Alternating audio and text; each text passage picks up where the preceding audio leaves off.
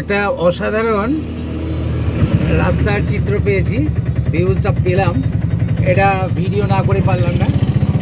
Actually রাস্তাটা আমরা বোরাকেমে নেমেছিলাম, বোরা গোহালু যে স্টেশন, সেখান থেকে নেমে আমাদের যেহেতু আরাকুতে এখান থেকে 30 কিলোমিটার দূরে আরাকু স্টেশন, সেই আরাকু থেকে 3:45-এর ট্রেনে আমরা আবার ফিরে যাব বিশাখাপত্তনম। তো সেরকম একটি অসাধারণ জায়গা রয়েছে, একটি রাস্তা রয়েছে, সেই রাস্তাটার ছবিটাই আপনাদের আমি দেখাচ্ছি।